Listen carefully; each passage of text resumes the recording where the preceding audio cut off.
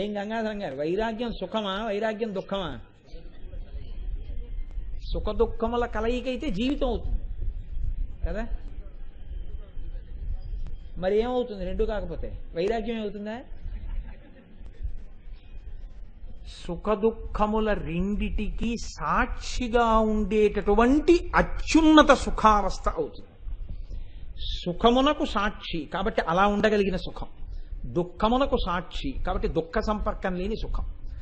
దుఃఖ స్పర్శ తగులుతూ ఉంటుంది కానీ అది తనకి తగిలినా తాను పట్టించుకోకుండా నిలబడుతుంది.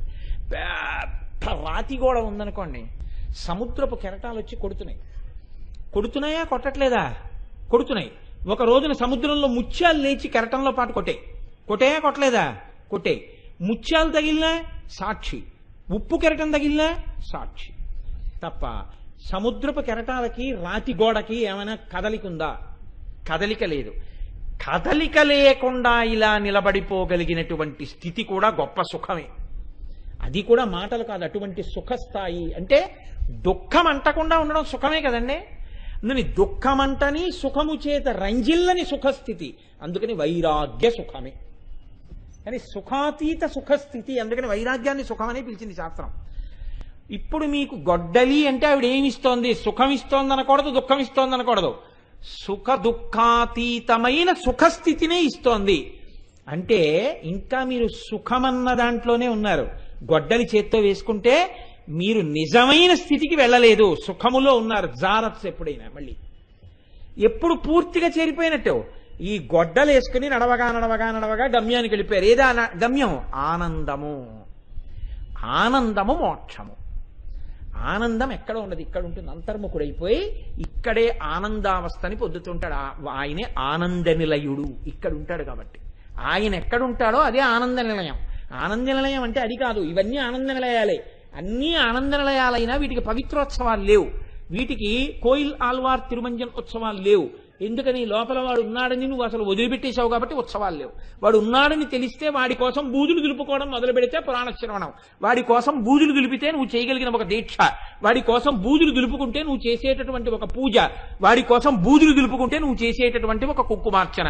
ఈ బూజులు ఏవీ దొరకకపోతే పవిత్రోత్సవం కోయిల్ ఆల్వార్ తిరుమంజన్ ఉత్సవం లేనటువంటి పాడుపడిపోయిన ఆనంద నిలయం అయిపోతుంది. ఆనంద నిలయమే, వాడు ఆనందమే. కానీ మీకు అందదు, బూజులు పట్టేసింది ఆ గుడి. ఆ గుడిని ఆనంద నిలయంగా నువ్వు ఉంచుకుని నిరంతర దర్శనం చేసుకుని ఆనందమునందైనా ఉండొచ్చు. దానికి ముందు మాత్రం ఈ గొడ్డలి వేసుకోవాల్సి ఉంటుంది. ఈ గొడ్డలి బయట దొరికే గొడ్డలి కాదు. ఇది ఎలా దొరుకుతుంది?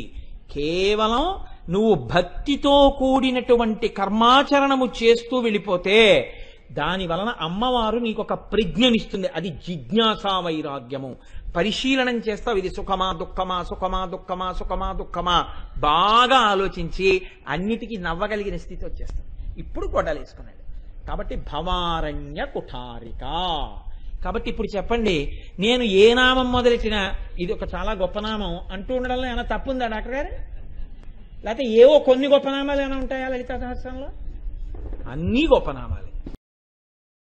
భవారణ్య కుఠారిక అని పిలుస్తారు అమ్మవారిని. ఇది చాలా గొప్ప నామం. ఏమి చాలా గొప్ప నామం కాదు, అన్నీ గొప్ప నామాలే. ఆ నామం చెప్పే ముందు ఒక్కసారి దానిలో ఉన్నటువంటి సారం మనస్సుకి తగలగానే ఇది చాలా గొప్ప నామం అంటుంటానంతే.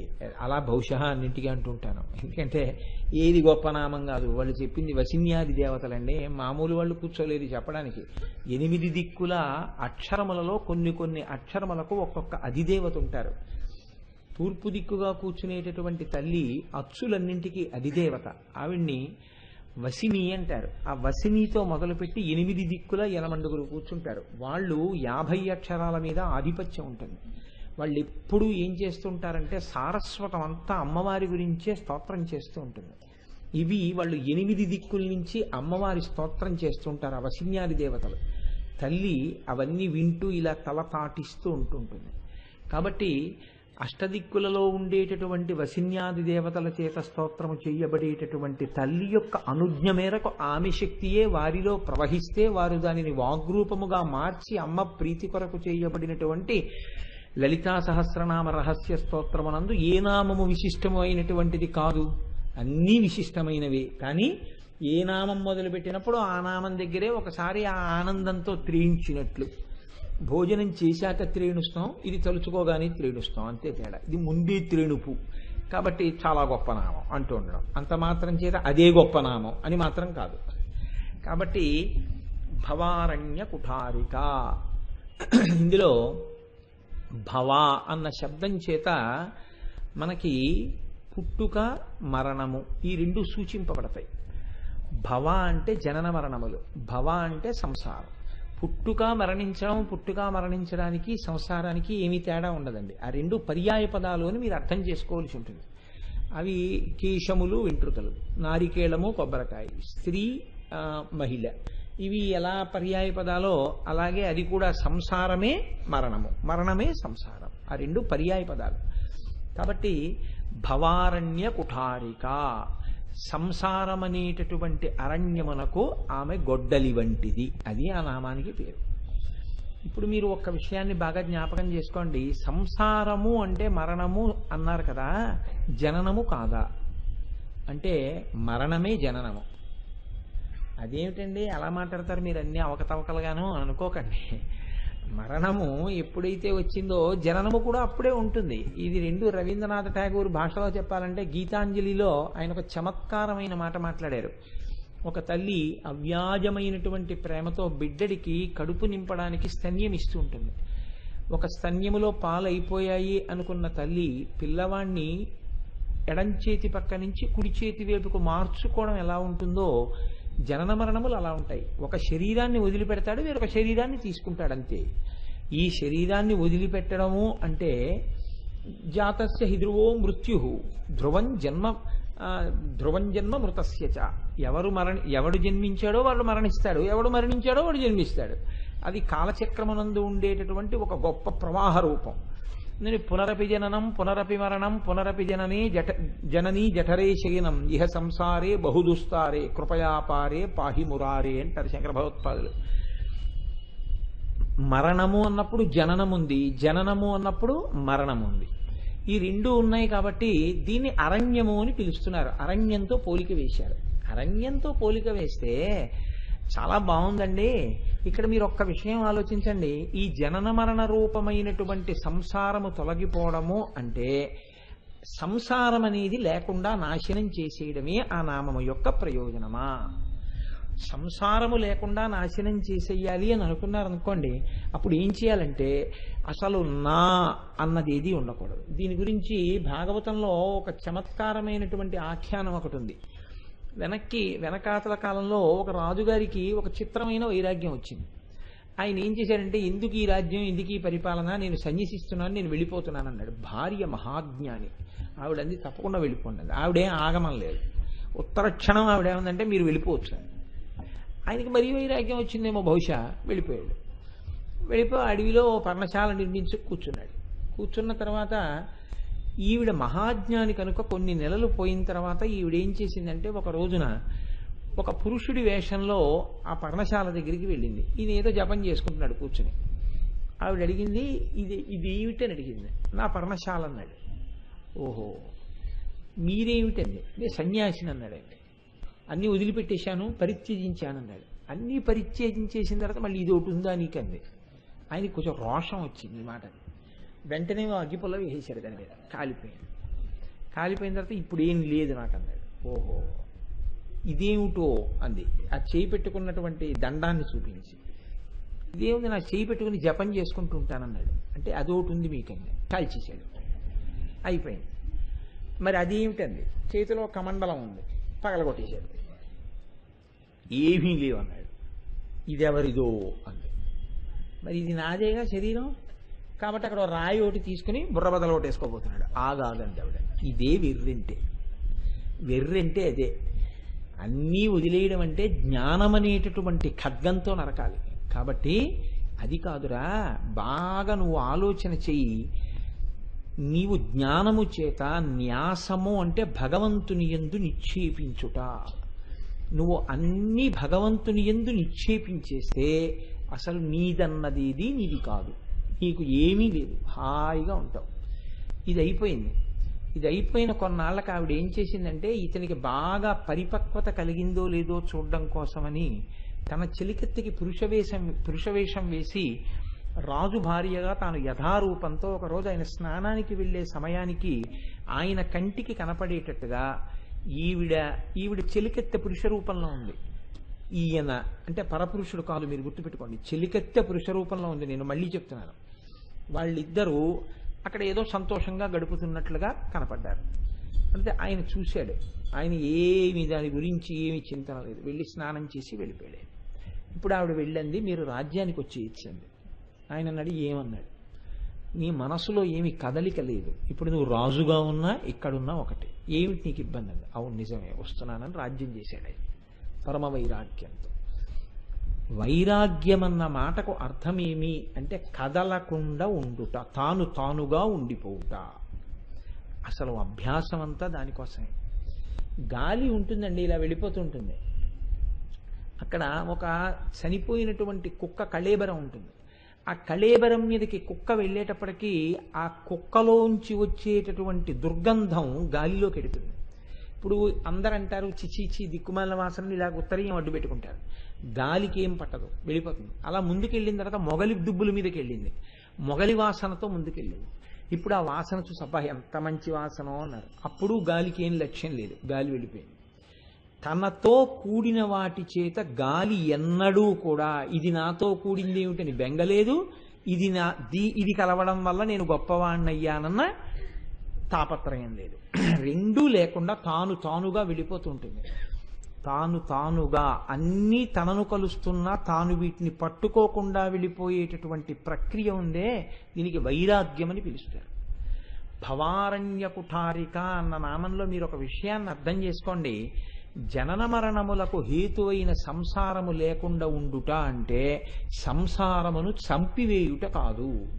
ఇంట్లో ఎవ్వరూ బతికి ఉండకుండా, తన వాళ్ళన్న వాళ్ళు ఎవరూ కనపడకుండా అదే పనిగా చంపుకుంటూ వెళ్ళిపోతే తాను జ్ఞానైపోతాడని కాదు దాని అర్థం.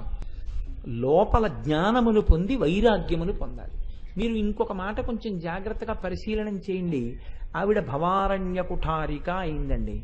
భవారణ్య కుఠారిక అంటే ఇప్పుడు ఆవిడ ఒక గొడ్డలయింది అని గుర్తు. భవము అరణ్యమైనది అని గుర్తు. భవం అంటే పుట్టుకంటే సంసారం అరణ్యం. సంసారాన్ని అరణ్యంతో ఎందుకు పోల్చాలి అసలు? విపినం భవనం అమిత్రమిత్రం లోష్టంచ యువతి బింబోష్టం అంటారు మూకశంకర్లు, మూకపంచశతిలో. అరణ్యము భయమునకు పర్యాయ పదము. అడివి అనేది భయమునకు మారుపేరు. ఎందుచేత అంటే అరణ్యమునందు రెండుంటాయి. ఎప్పుడు అరణ్యం అనేటప్పటికీ మనకి రెండు గుర్తొస్తాయి. ఒకటి దారి తెలియదు, రెండు అభద్రత. ఈ రెండిటికే అరణ్యమని పేరు. భయం ఎందుకు అంటే ఒకటి దారి ఎప్పుడూ కనపడదు. మీరు ఎటు వెళ్ళండి చెట్ల మధ్యలోంచి మీరు ఎడుతుంటే మీరు వెళ్ళిన చోటికే తిరిగి వచ్చేయచ్చు కూడా తప్ప మీరు ఎక్కడికి ఎడుతున్నారో ఎలా వెడుతున్నారో గమ్యం ఏమిటో ఏమీ కనపడదు. ఓ చెట్టెక్కి చూశారనుకోండి చెట్లే కనపడతాయి. ఫోన్లేండా ఉంటే వచ్చిన నష్టం ఏమిటి, పళ్ళు దొరుకుతాయి, ఏదో అక్కడక్కడ సరోవరాలు ఉంటాయి, నీళ్లు తాగుతాం, హాయిగా ప్రకృతి అందాలు చూస్తూ వెళ్ళిపోతాం అంటారేమో. ఏ క్షణంలో మీరు దేనికి ఆహారం అయిపోతారో తెలియదు. మీరు అలా నడుస్తూ ఉండగా ఒక క్రూర మృగం మీద పడచ్చు, ఒక చెట్టు మీదకి వెళ్ళి కూర్చుందామంటే ఓ పాము కరిచేయచ్చు, పోని కింద నుంచి వెళ్ళిపోతుంటే ఒక కొండ చిలువ మింగేసేయచ్చు. ఎప్పుడు ఏ క్షణంలో మీరు మృత్యువాత పడతారనేటటువంటి విషయం తెలియకపోవడం చేత ఏది వినపడినా ఉలిక్కి పడుతుంటాడు. ఆ ఉలిక్కి పడేటటువంటి భయానికి హేతువులన్నీ అరణ్యంలో ఉంటాయి. కింద ఉన్నవేవో తెలియదు, ఏది ఎప్పుడు ఎక్కడి నుంచి వచ్చి కరుస్తుందో తెలియదు. కాబట్టి భద్రత లేకుండుట, రెండు దారి తెలియకుండుట, ఈ రెండు కారణముల చేతనే అరణ్యము అంటే భయపడతారు. సంసారమును అరణ్యముతో దేనికి పోలుస్తారంటే సంసారమునందు దారి తెలియదు. దారి తెలియదు అంటే సంసారములో మగ్నమైన వాడికి ఈ చెట్ల మధ్య ఎలా తిరుగుతూ ఉంటాడో, ఎప్పుడూ ఒక గమ్యాన్ని ఎలా చేరుకోలేడో, అలా సంసారమునందు మగ్నమైపోయినటువంటి వాడు ఎన్నడూ ఈశ్వరుణ్ణి చేరలేడు. ఎప్పుడు సుఖము దుఃఖము మారి వస్తుంటాయి, వాటిలోనే మగ్నమై అలా బతుకుతూ ఉంటాడు. కాబట్టి నేను ఈ మనుష్య ఉపాధితో చేరవలసినది ఇది. అసలు ఆ గమ్యము తెలియదు, అదొకటి ఉందని తెలియదు, ఉన్నా అసలు వెళ్ళే దారి తెలియదు. ఒకవేళ ఏదో గమ్యం అండి ఇది చేరాలి మనం, అలా అనిపించిన ఆ గమ్యం చేరడానికి దారి అన్నది తెలియదు. అరణ్యంలో ఆ దారి చెప్పేవాళ్ళు ఉండరు. ఎందుకంటే దారి తప్పిపోయిన వాడికి ఒక్కడే ఉంటాడు. అక్కడ ఇంకొకడు కనపడినా వాడు దారి తప్పిపోయిన వాడే అయి ఉండొచ్చు తప్ప దారి చెప్పేవాడు చాలా కష్టం. మీరు ఈ మధ్య పేపర్లలో చూసుంటారు, శ్రీశైలం వెళ్ళేవాళ్ళు నల్లమల అరణ్యముల యందు దారి తప్పిపోయారు. వాళ్ళు చాలా భయపడిపోయారు. హెలికాప్టర్లలో తీసుకొచ్చారు వాళ్ళని. అరణ్యం అంటేనే దారి తప్పుట, సంసారమునందు మగ్నమగుట అంటే దారి తప్పుట. సంసారమునందు మగ్నం అవడం దారి తప్పడం అయితే వివాహం వైదికం ఎలా చేశారండి? ఇది మీరు కొంచెం జాగ్రత్తగా పట్టుకోవాల్సిన విషయం కదా. వివాహము వైదికం ఎలా అవుతుంది? మంత్రం ఎలా వచ్చింది వేదంలో? వివాహం చేసుకుంటేనే కదా సంసారానికి ప్రారంభం. అసలు గృహస్థాశ్రమము వివాహం చేతనే మొదలవుతుంది. మరి వివాహం చేసుకున్నటువంటి పురుషుడు కానీ స్త్రీ కానీ గృహస్థాశ్రమంలోకి వెళ్ళిన తరువాత అది అంత ప్రమాదకరమైతే సంసారం, ఆ సంసారమునందు నువ్వు ప్రవేశించు అని వేదం మంత్రాలు చెప్పి వివాహకాండ ఎందుకు చేయిస్తోంది అంటే, వివాహము అన్న మాటకి మీరు జాగ్రత్తగా అర్థం చేసుకుంటే వివాహం అనేటటువంటి వ్యవస్థ మీ అర్ధకామములను ధర్మబద్ధం చేసుకుని ఈశ్వరుణ్ణి చేరడానికి మార్గాన్ని చూపించడం. కానీ మనం ఏం చేస్తామంటే ఆ మార్గమునందు ప్రయాణం మర్చిపోయి మిగిలినటువంటివి ఏ ఆకర్షణలు కనపడతాయో ఆ ఆకర్షణల కొరకు నిలబడిపోతాడు. మీరు చూడండి, లోకంలో ఎప్పుడు కొన్ని బోర్డులు కనపడుతుంటాయి మీకు. ఎక్కడ మీరు చాలా జాగ్రత్తగా ఉండాలో అక్కడ ఒక బోర్డు ఉంటుంది ఎప్పుడు. Do not allow your attention to be diverted by something else while you are transacting with the banker అని బోర్డు ఉంటుంది బ్యాంకులో. మీరు బ్యాంకుకు వచ్చి మీ నగదు తీసుకునేటప్పుడు కానీ నగదు ఇచ్చేటప్పుడు కానీ మీరు ఏ ఇతర ఆకర్షకమైనటువంటి విషయముల యందు మీ దృష్టి మరలకుండా జాగ్రత్త పడండి అని రాస్తారు. ఎందుకని అంటే మీ డబ్బు పట్టుకొచ్చినా మీ డబ్బు పట్టుకెళ్తున్నా మీ దృష్టి మరలిందనుకోండి ప్రమాదం పొంచి ఉంటుంది. దృష్టి దాని మీదే పెట్టాలి. వివాహము చేసుకొనుట ఎందు కొరకు అంటే ఈశ్వరుణ్ణి చేరుట కొరకు వీళ్ళిద్దరూ కలిసి గృహస్థాశ్రమంలో ప్రస్థానం మొదలు పెడతారు. ఒకరికొకరు సహకరించుకొని ఇద్దరూ కలిసి ఈశ్వరుణ్ణి చేరుకోవడానికి ప్రయత్నం మొదలు పెడతారు. అది మరిచిపోయి రోడ్డు మీద వెడుతున్నటువంటి వాడికి చలివేంద్రం బాగుంది, చల్లటి నీళ్లు దొరుకుతున్నాయని అక్కడే కూర్చున్నాడు అనుకోండి. ఆ చలివేంద్రంలో దాహం ఇచ్చినప్పుడల్లా మంచినీళ్ళు తాగడం, కాసేపు పడుకుంటూ ఉండడం. ఇప్పుడు అతను ఎప్పటికీ చేరలేడు. చలివేంద్రం ఎందుకు పనికి రావాలి అంటే వెడుతున్నవాడి దాహం తీర్చుకుని మళ్ళీ తన ప్రయాణం కొనసాగించడానికి పనికి రావాలి. మీరు చలివేంద్రము చేత ఆకర్షితులైతే ముందుకు వెళ్ళలేనట్లే. వివాహ వ్యవస్థ యందు కూడా పెద్దలు అన్ని మాటలు అక్షతలు వేసి ఆశీర్వచనం ఎందుకు చేస్తారు అంటే అక్షత తల మీద పడుతుంది. తల యందు బుద్ధి, నీ బుద్ధి అసలు నువ్వు ఇలా ఎందుకు కూర్చున్నావో, ఎందుకు భార్యని స్వీకరిస్తున్నావో ఈ ప్రధాన ధ్యేయము నీవు మరవకుండా ఉందువుగాక.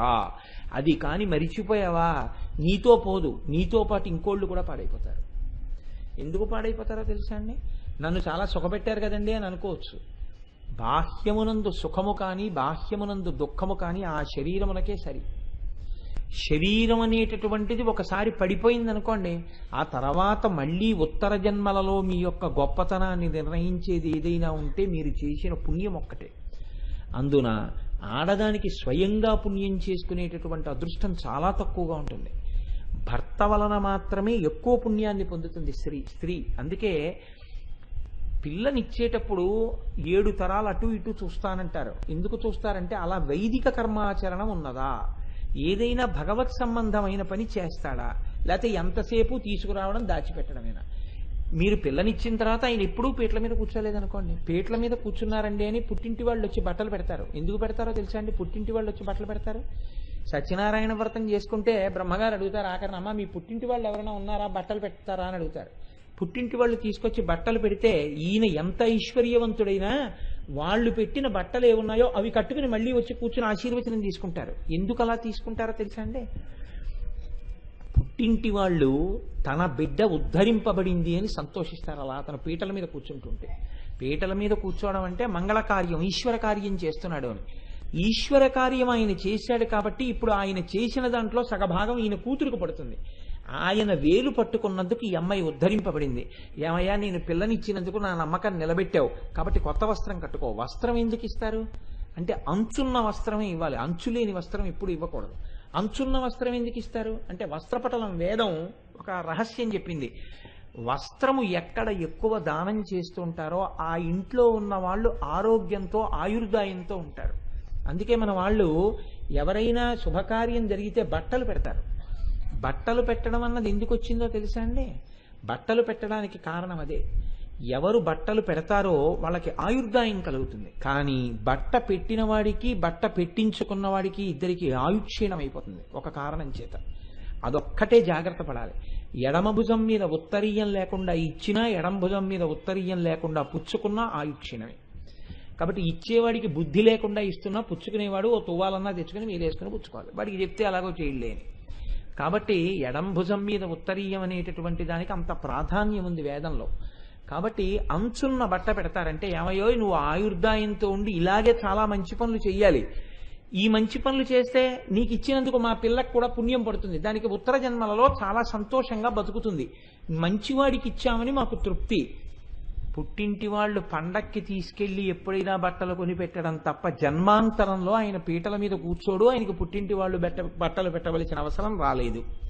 అంటే అదో ప్రారబ్ధ కర్మ, ఎప్పుడూ పుణ్యకార్యాచరణము లేదు. కాబట్టి ఎన్నడూ ఆయన అలా ఈశ్వరానుగ్రహాన్ని పుట్టింటి వైపు నుంచి అంటే తనకి అత్తారింటి వైపు నుంచి పుచ్చుకోవడం అన్నది సంప్రాప్తము కాదు అని గుర్తు. మన వాళ్ళు ఏది పెట్టినా దూరదృష్టితో పెట్టారు తప్ప పనికిరానితనంతో పెట్టలేదు. కాబట్టి భవ సంసారం అంటే నిజమునకు ఈశ్వరుణ్ణి చేరుకోవడానికి మార్గం. కానీ ఈశ్వరుణ్ణి చేరుకోవడానికి మార్గం నువ్వు ఎందుకు మూసేసుకున్నావు అంటే అది నువ్వు చేసుకున్న తప్పు. ఆ తప్పు వల్ల ఏమైపోయిందంటే అరణ్యం పెరిగిపోయింది. ఇప్పుడు ఈ అరణ్యం భయహేతువై కూర్చుంది నీకు. ఎప్పుడు భయమే సంసారంలో. వీడికేమవుతుందో, వాళ్ళకేమవుతుందో, వీళ్ళకేమవుతుందో ఎప్పుడు భయం. భద్రత లేదు. 2, ఎప్పుడు ఏం జరుగుతుందో తెలియదు. ఈ రెండిటితో భయంతో ఉండగా ఈ భయమును పోగొట్టడమే మృత్యువును పోగొట్టుట. నిర్భయత్వమునకే మృత్యువును అధిగమించుట అని పేరు. బాగా జ్ఞాపకం పెట్టుకోండి. మృత్యుంజయ మహామంత్రము అని మనకు ఒక మంత్రం ఉంది. ఆ మంత్రంలో ఏమని చెప్తారంటే, ఓం త్రయంబకం యజామహే సుగంధిం పుష్టివర్ధనం ఉర్వారుకమివ బంధనాన్ మృత్యోర్ముక్షీయమామృతాత్. గురువులు ఆ పని నువ్వు నేను వేదిక మీదకి రాగానే చేయాలి. ఇప్పుడు ఎందుకు అవన్నీ కదిలిపోయేటట్టు? కాబట్టి ఓం త్రయంబకం యజామహే సుగంధిం పుష్టివర్ధనం. దోసపండు ముచికి నుంచి చాలా తేలికగా విడిపోతుంది. దాన్ని ప్రత్యేకంగా ఎవరు కొయ్యక్కర్లేదు. ముచిక నుంచి చాలా తేలిగ్గా తనంత తానుగా తొందరగా విడిపోయేటటువంటి పండు దోసపండు. చాలా ఆలస్యంగా విచ్చుకునే పువ్వు మందార పువ్వు. మళ్ళీ ఇవన్నీ మనకి శాస్త్రంలో కొన్ని విషయాల్ని బోధ చేస్తాయి ప్రకృతిలో. ఈ దోసపండుతో ఎందుకు పోలుస్తారంటే కొద్దిగానైనా ముచిక ఉంటుంది. అసలు ముచికంతా ఊడిపోయి ఇక్కడ ముచికుండేది అని గుర్తుంటుంది అంతే దోసపండుకి. అంతలా విడిపోతుంది తనంత తానే. ఇది ఎలా విడిపోతుందో తెలుసా అండి? గమ్మత్తు. భూమ్యాకర్షణ శక్తి యొక్క అవసరం లేకుండా విడిపోతుంది. మామిడి పండు విడిపోతుంది కదండి అని మీరు నన్ను మాట్లాడగచ్చు. మామిడి పండు కొంతవరకు భూమ్యాకర్షణ శక్తి చేత లాగబడుతుంది కిందకి. దోసపండు అలా కాదు, భూమి మీదే పెరుగుతుంది. పెరగడంలో భూమి మీదే పడుకుని భూమి మీదే ముచికతో ఉంటుంది. దాని మీద పాదు అల్లుకుంది అనుకోండి, బాగా ముచిక పట్టుకుని ఉంటుంది. దోసపండు బాగా పండిపోయింది అనుకోండి, పండు కదలదు, అంటుకున్న ముచిక కదలదు. కానీ దోస పండు మాత్రం ముచిక నుంచి విడిపోయి ఇలా ఉంటుంది, కలిసి ఉండదు. అలా విడిపోయేది కొబ్బరి బొండంలోని కురిడి, దోసపండు, ముచిక. ఈ రెండు విడిపోతాయి. ఈ విడడం ఉందే, ఈ విడడం మృత్యుంజయ మహామంత్రం. చచ్చిపోకుండా ఉండడానికి మృత్యుంజయ మహామంత్రం కాదు. చచ్చిపోవడం అనేటటువంటిది శరీరానికి ఒక్కదానికే ధర్మం. అది దాని ధర్మము. ధర్మము అంటే అది ప్రకృతి యందు అలా ఉంటేనే దాని పని అది చేసినట్లు. అగ్నిహోత్రం చల్లగా ఉందనుకోండి, అదేంటంటే అగ్ని ధర్మం వేడిగా ఉండాలి కదా అంటాం. నీళ్లు గట్టి పడిపోయాయి అనుకోండి, అదేమిటంటే నీళ్లు ధర్మం ప్రవహించాలి కదా అంటాం. దాని ధర్మం దాంది. శాస్త్రం ఏం చెప్పిందంటే దీనికి ఒక ధర్మం ఉన్నది అండి. ఏమిటి దాని ధర్మం? పెరుగుట, తరుగుట, నశించిపోవుట. కాబట్టి ఇది పెరిగి తరిగి నశించిపోతుంది. పెరిగి తరిగి నశించిపోయేటటువంటి శరీరము ఋతుమంతం అంటారు. దీనిలో ఉండి నువ్వు సత్యము వైపుకు అడుగులు వెయ్యాలి. సత్యాన్ని అందుకోవడానికి దీన్ని ఉపయోగించాలి. అందుకే సత్యం తర్తేన పరిశించామి అంటారు భోజనం చేస్తే. కాబట్టి అటువంటి ప్రక్రియ యందు నువ్వు నిలబడితే కొన్నాళ్ళకి తెలిసే గొప్ప రహస్యం ఏమంటే ఇది నేను కాదు అని తెలుసుకోవడం. దీని లోపలే ఉన్నటువంటి కొబ్బరి విడిపోతుంది, కురిడి అయిపోతుంది. అయిపోతే దీనిలో డొల్లలా ఊగుతుంటుంది. ఆత్మ నేను తెలుస్తుంది. ఇప్పుడు ఇది ఉంటేనా ఉండినా ఊడిపోయినా జ్ఞానికి లెక్క ఉండదు. ఇది తెలుసుకోవడానికి భక్తితో కూడిన కర్మాచరణ చెయ్యాలి. దీనికి భార్యని ఆలంబనంగా తీసుకుంటాడు. తీసుకుని ఇద్దరూ కలిసి ప్రస్థానం చేస్తారు. ఇద్దరూ మనకి చూడండి, అందుకే వైదిక కర్మాచరణలో గమ్మత్తుంది. మీరు ఏది చేసినా ఒకటైపోవడానికి అనేకంతో మొదలెట్టాలి. ఒకటి అవడం అంత తేలిక కాదు. ఒకటి కావడానికి మీరు ముందు 10 మందితో కలిసే మొదలు పెట్టాలి. పల్లకి మోయడం అన్నారు అనుకోండి, ఓ 10 మంది కలిసి మోస్తారు. కుంకుమార్చన ఓ 5,000 మంది కలిసి చేస్తారు. ఇదంతా చేయగా చేయగా చేయగా చేయగా చేయగా ఏం మొదలవుతుంది? అంతర్ముఖత్వం మొదలవుతుంది. అయిపోయింది కదా అని ఇంక అక్కడితో దులిపేసుకోరు. అది మనసులో తిరుగుతూ ఉంటుంది. ఆ తిరుగుతుంటే వీటిలో ఇమడలేకపోతున్నాను, కొంచెం ఒక్కడిని కూర్చుని హాయిగా అదేదో వింటుందో, సరే అదేదో కూర్చుని ప్రశాంత్. నాకు గోపాలకృష్ణ గారు అప్పుడప్పుడు చెప్తుంటారు, ఇక్కడ ఉపన్యాసాలు అయిపోయిన తర్వాత కూడా సాయంకాలం 6:30 అయ్యేటప్పటికి కొంతమంది ఇక్కడికి వచ్చేస్తుంటారట. నేను రాను ఎప్పుడు అలాగా. అంటే అంత 3 అనుకోండి, పోనీ తప్పే ఉంది. నేను వెళ్ళిపోయినా అంటే నేను ఉపన్యాసాలు పూర్తి చేసేసిన 6:30కు వచ్చి కొంతమంది ఇక్కడ కూర్చుంటారట. ఎందుకని అంటే 6:30 అయ్యేటప్పటికి ఇన్ని రోజుల నుంచి అలవాటు అయిపోయిందండి వెళ్ళి కూర్చుని వినడం. మనసుకి చాలా బాధగా ఉండాలి ఆ వెలితి. అది పూరించుకోవడానికి ఇక్కడికే వచ్చి కూర్చుంటున్నామని 2 రోజులు కూర్చుంటారు. ఏదో ఖాళీ ఈ వేదిక కూడా తీసేస్తారు ఉపన్యాసాలు అయిపోయిన తర్వాత. అప్పుడు ఇక్కడ ఏం ఉండదు, ఇలా ఎవరు ఉండరు, ఎవరో వస్తుంటారు వెడుతుంటారు. అప్పుడు ఇంకా ఇది కూడా కొంచెం బరువుగా అనిపిస్తుంది. అప్పుడు ఏం చేస్తారంటే ఇంట్లోనే కూర్చుని 6:30 అయ్యేటప్పటికి ఏదో సీడీయో ఉపన్యాసమో లేకపోతే ఏదో చేయడమో మొదలు పెడతారు. కానీ అలా ఏం ఉండనివ్వదుగా, ఇంట్లో ఉందిగా, అది లాగేస్తుంది తర్వాత. దాన్ని తట్టుకోగలిగితే వాడు అదృష్టవంతుడు. కాబట్టి ఇలా ఈశ్వరుడి వైపుకి నిలబెట్టగలిగిన అంతర్ముఖత్వానికి వెళ్ళడం కోసం అందరం కలిసి చేయడం అంతే తప్ప ఎప్పుడూ అందరం కలిసే చేస్తూ ఉన్నాం అనుకోండి, ఇంకా ఒంటరిగా మనం తరించడం అనేది ఎప్పుడూ ఉండదు. ఒకడిగా తరించడానికి అందరితో కలిసి మొదలు పెడతాం. ఇది శాస్త్రంలో ఒక గోప్యమైనటువంటి విషయం. అందుకే పంక్తికి అందరికీ వంట ఒక్క వంటవాడే చేసేస్తాడు. పెళ్లికి వెళ్ళారనుకోండి, వంట ఎంతమంది చేస్తారండి? వంటవాడు అన్నవాడు ఓడే ఉంటాడు. వాళ్ళు వంటవాళ్ళు, ఒకడైనా ఇద్దరైనా వంట చేయడానికి వాళ్ళు ఉంటారు. తినేవాళ్ళు అందరూ కలిసి రాశి చుట్టూ కూర్చొని అందరి తరపున ఒకడు తినడం. అందరికీ వండేవాడు ఓడి ఉండొచ్చు, అందరికీ పెట్టేవాడు ఓడి ఉండొచ్చు. తినేవాళ్ళు ఎవరికి వాళ్ళే. మీ ఆకలి తీరడానికి, మీ కడుపు నిండడానికి, మీరు తృప్తి పడడానికి మీకు ఎవరికి వాళ్ళు తినాలి. ఆయన తినేశారు కదండి నేను తినకపోతే ఏమిటి అనకూడదు. అలా ఎలా అంటారు? మీరు పడిపోతారు కళ్ళు తిరిగి. కాబట్టి అందరూ తినవలసిందే. అలాగే ఎవరికి వాడు అన్నం తిన్నట్టే అందరి కొరకు ఒకడు వండించినా, అందరి కొరకు నలుగురు వండినా తినేటప్పుడు ఎవరికి వాడు తిన్నట్టు అందరూ కలిసి పల్లకి మోసినా, అందరూ కలిసి సేవ చేసినా, అందరూ కలిసి పురాణం విన్నా తరించడానికి ఎవడికి వాడు అంతర్ముఖం అవ్వాలి. ఎవడికి వాడు లోపలికి వెళ్ళాలి. ఎవడికి వాడు లోపలికి వెళ్ళడానికి పెద్దలిచ్చినటువంటి నాంది వాక్యమే వివాహము. ఇందుకోసం నీకు ఇస్తున్నావురా ధర్మపత్నిని. అందుకే బహుశః మీకు సనాతన ధర్మంలో తప్ప ఇంకా ఎక్కడా అసలు ఇటువంటి మాటలే కనపడవండి. నేను మీకు ఒక నిజం చెప్తున్నాను, ఇవాళ ఇతర విశ్వాసముల వాళ్ళందరూ ఇందులో ఉన్న మాటల్ని వాడేసుకుంటున్నారు తప్ప ఇందులోవే ఆ మాటలన్నీ సంస్కృత భాషలో సనాతన ధర్మంలోనే అభిషేకము, సనాతన ధర్మంలోది అభిషేకం అనేటటువంటి మాట వీళ్లే వాడారు మొదట. స్నాతకము యూనివర్సిటీస్ వాడుకుంటున్నాయి ఇవాళ. స్నాతకోత్సవం అన్న మాట వేదం మాట్లాడింది. ప్రమదావనము, పురాణాలు మాట్లాడాయి, కావ్యాలు మాట్లాడాయి సంస్కృతంలో. ఎందుకంటే సంస్కృత భాషలో ఉన్నది సనాతన ధర్మం ఒక్కటే. సంస్కృత భాషలో మిగిలినవేవీ లేవు. సంస్కృత భాషలో పదాన్ని నువ్వు తీసుకెళ్లి వాడుకున్నావంటే ఇందులోంచి పట్టికెడితే తప్ప నువ్వు చెప్పుకోవడానికి నీకు అవకాశం కుదరలేదు, నీ భావం ప్రకటించడానికి నీకు అవకాశం కుదరలేదు. అభిషేకము ఇందులోది, ఆరాధన ఇందులోది, ఉత్సవము ఇందులోది, అన్నీ సనాతన ధర్మంలోవే. అందుకే సనాతన ధర్మము పరిపూర్ణమయ్యేటట్టుగా మాట్లాడుతుంది. ఇతర భాషలలా మాట్లాడడం కుదరదు. అందుకే గుణింతం అన్నది ఉంటుంది మన భాషకి. కా ఉందనుకోండి, ఒక్క కాత వదిలిపెట్టరు. కా కొమ్మిస్తే కు, కా కొమ్మిచ్చి దీర్ఘం ఇస్తే కు, కాకి ఏత్తం ఇస్తే కే, కేకి దీర్ఘం ఇస్తే కే, కేకి ఐత్తం ఇస్తే కై అన్ని చెప్తారు. ఎందుకని అంటే మీరు ఏమి చెప్పాలనుకున్నారో ఆ భాష భావానికి తగిన పదం పడాలి.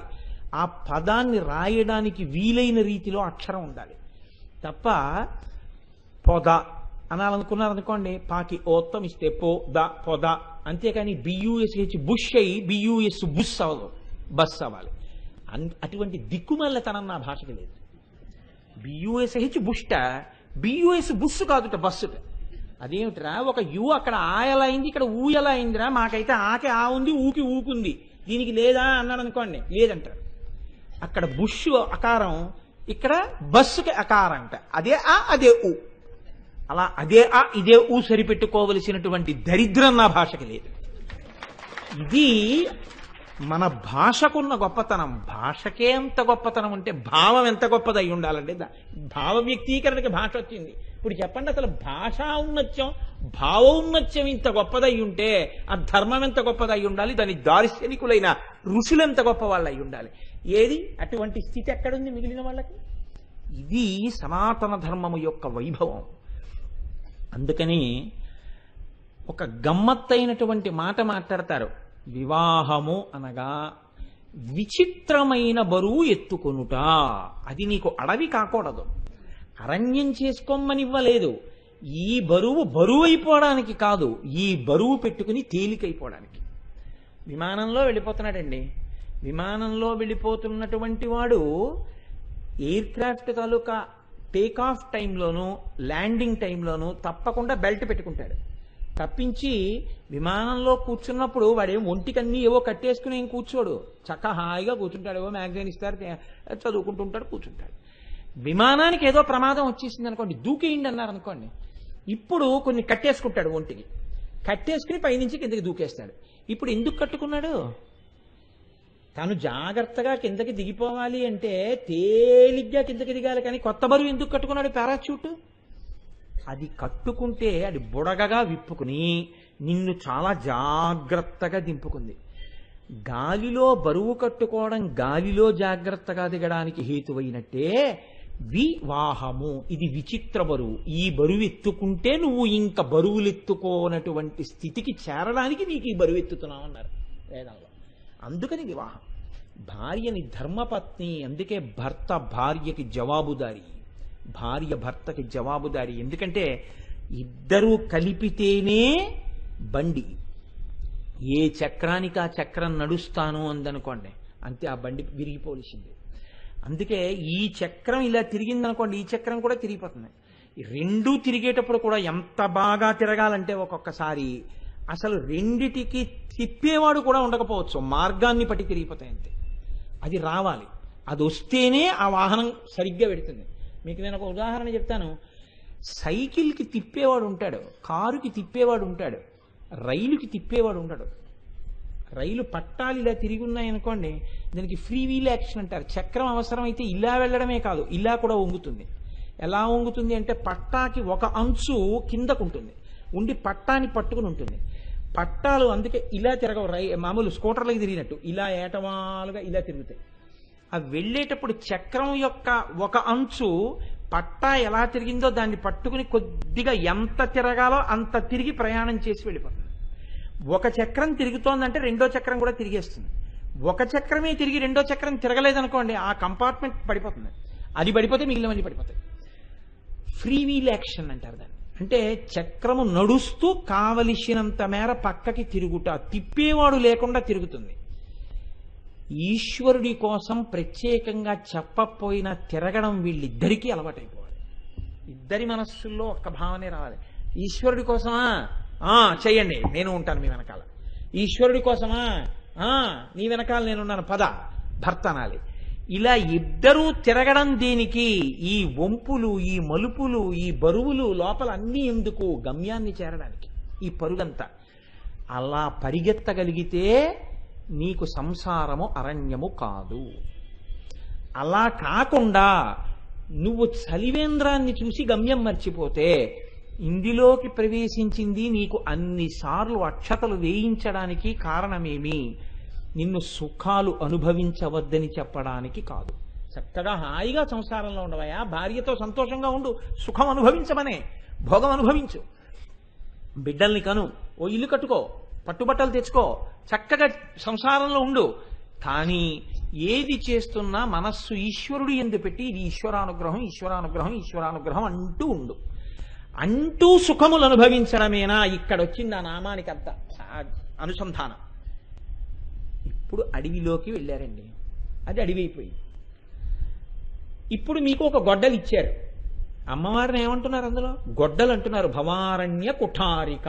కుఠారిక అంటే కుఠారము అంటే గొడ్డలి. ఓ గొడ్డలి ఇచ్చి వెళ్ళిపో అన్నారు. మీకు దారి తెలిసిపోతుందా గొడ్డలట్టుకుంటే? అయితే గొడ్డలట్టుకుంటే మీరు చెట్లన్నీ నరికేస్తారా?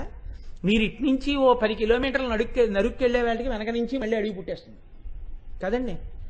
మరి పాపారణ్య దవానల అని నామం ఉంది. దవానల అంటే కార్చిచ్చు. కార్చిచ్చు వచ్చిందనుకోండి అడవి అంతా కాలిపోతుంది. కానీ ఇప్పుడు భవారణ్య దవానలా కాదు ఆవిడ. సంసారమునకు దావానలం అనుకోండి, మీరు కూడా పోతారు. సంసారంలో మీరు ఇరుక్కున్నారుగా, అంటే మళ్ళీ మళ్ళీ మృత్యువు, మళ్ళీ జననమే. సంసారమునందు తరించాలి తప్ప అంతా కాలిపోకూడదు. తన వాళ్ళన్న వాళ్ళు అందరూ సురక్షితంగా ఉండాలి, చక్కగా ఉంటూ భక్తి జ్ఞానములు కావాలి. అందుకే అక్కడ కార్చిచ్చు అన్న మాట వేయలేదు. పాపమునకు కార్చిచ్చు, పాపం అంతా నశించాలి. సంసారమునకు గండ్రగొడ్డలి. మరి గండ్రగొడ్డలి ఇలా వేసుకున్నారనుకోండి, మీరే ఊహించండి, ఒక అడవిలో ఉన్నారండి. ఏమంటే దారి తెలియట్లేదండి, చాలా భయంగా ఉందండి, అడవిలో ఉండిపోయారనుకో. ఏమి మీకు భయం లేదండి, మీకు దారి తెలుస్తుంది, మీకు భయం పోతుంది అని ఒక గొడ్డలి మీ చేతిలో పెట్టి నేను వెళ్ళిపోయాను అనుకోండి. మీకు దారి తెలిసిపోతుందా, భయం పోతుందా? మరి ఎందుకు గొడ్డలు? ఇంకా మరి అమ్మవారిని గొడ్డలతో పోల్చడం ఏమిటి? మరి అమ్మవారిని గొడ్డలతో పోలిస్తే జననం ఎలా పోయింది, మరణం ఎలా పోయిందండి? మీకు ఎన్ని చెట్లు నరికితే మీకు దారి తెలిసింది? ఏం చేస్తారు ఆ చెట్లన్నీ?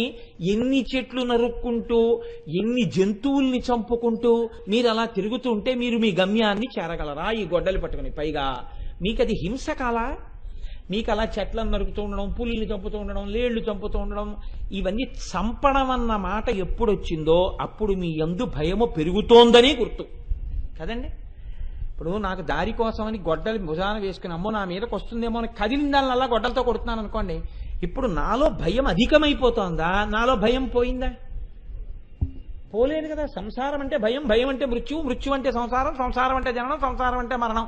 మరి దీనికి గొడ్డలు ఎలా పనికి వచ్చిందని భవారణ్య కుఠారిక అన్నారు వసిన్యాది దేవతలు.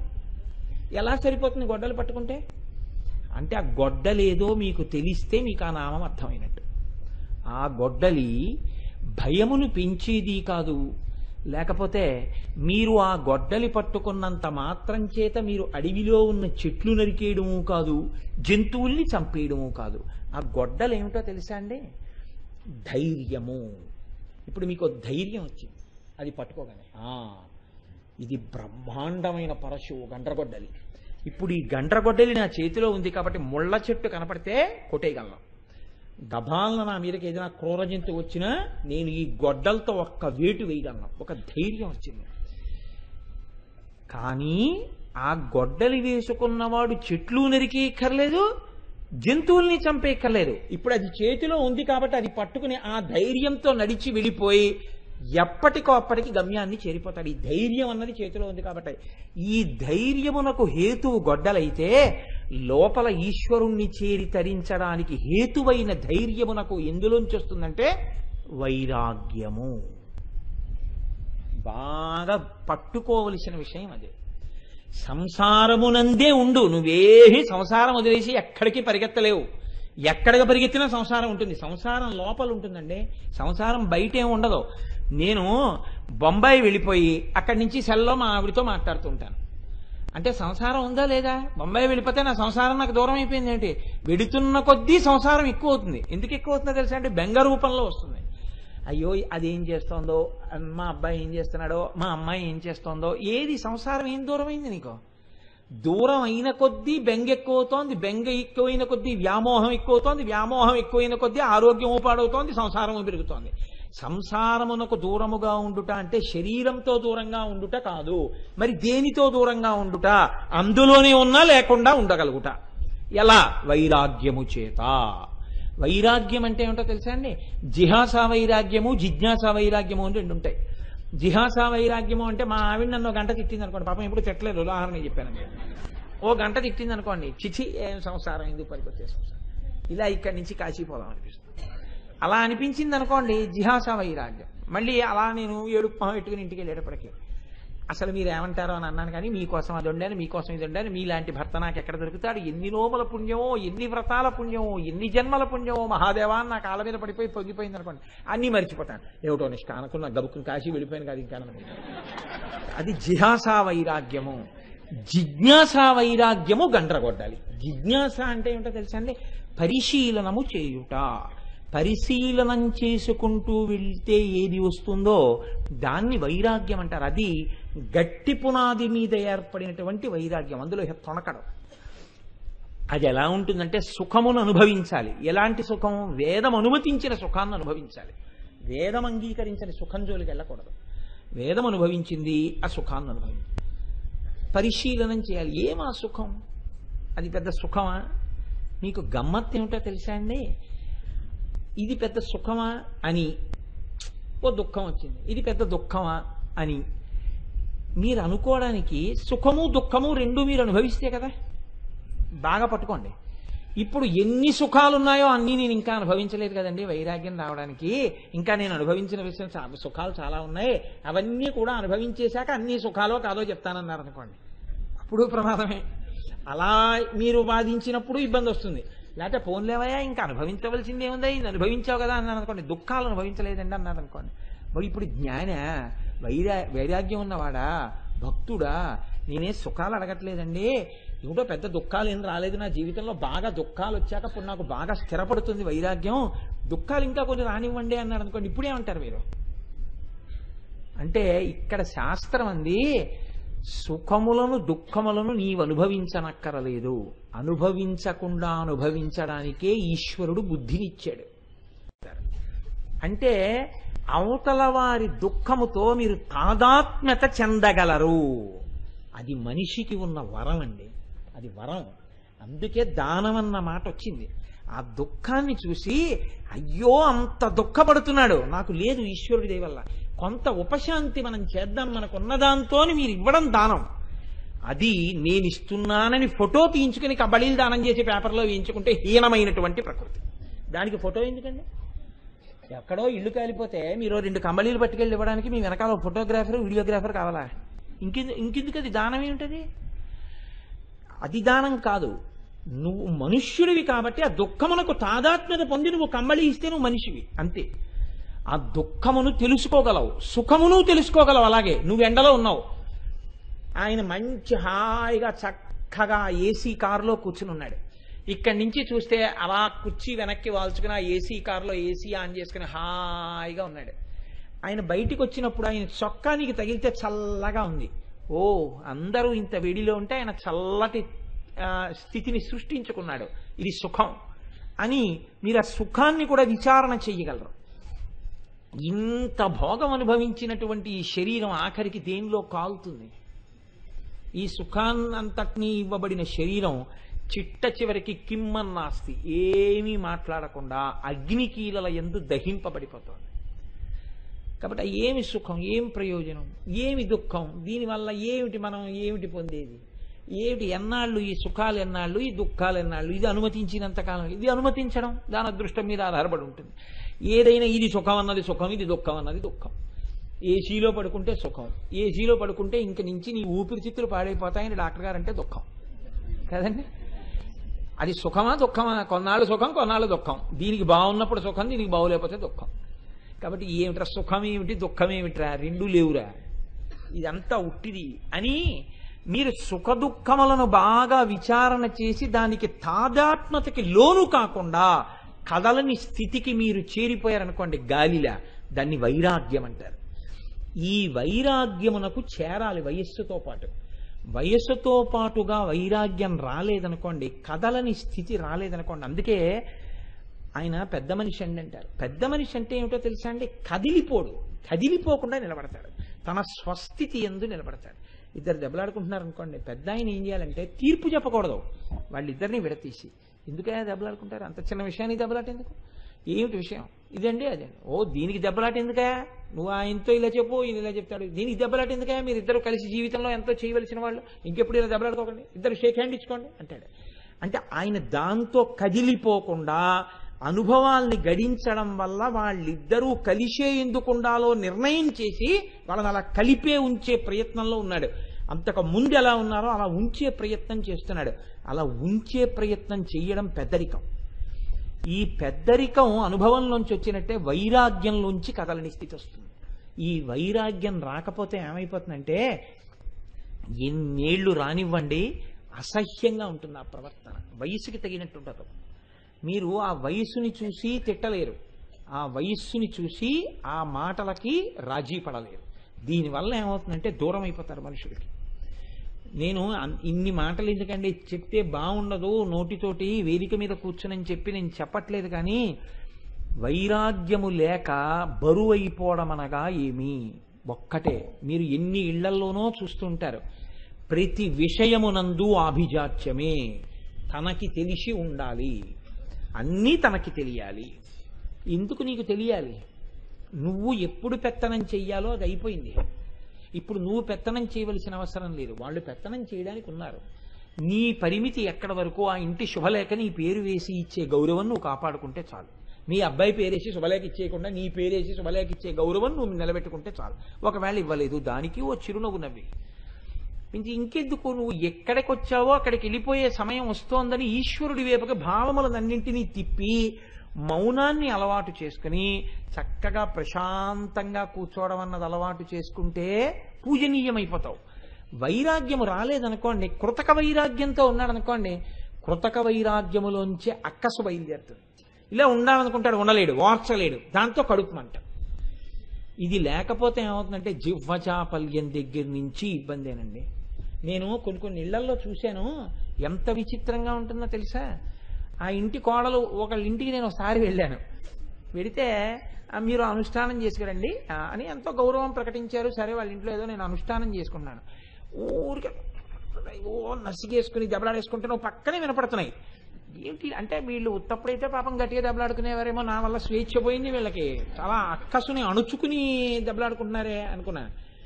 ఇదేంటి వీడు బాగా అంతర్ముఖుడైపోయాడు అనుకున్నారులా ఉంది. నేనే అలా అవలేని ఎప్పటికైనా వాళ్ళకి తెలియదు, తెలియక వాళ్ళు కొంచెం గట్టిగానే మాట్లాడుకుంటున్నారు. ఏమిటి అంటే కోడలు అన్నం వండింది, అన్నం వండినటువంటి గిన్నెలోంచి అన్నం తన పిల్లవాడికి పరీక్ష టైం అయిపోతుందని అన్నం పెట్టి పంపించేసింది. ఆ రోజున వాడు అన్నాడు, అమ్మ నాకు ఇవాళ 1 గంట అయిపోతుందమ్మా, అందులో 2 ఇడ్లీ తింటే అంతసేపు ఉండలేనమ్మా, ఇవాళ 11ంటికి రావడం కుదరదు, కొంచెం అన్నం పెట్టేయన్నాడు.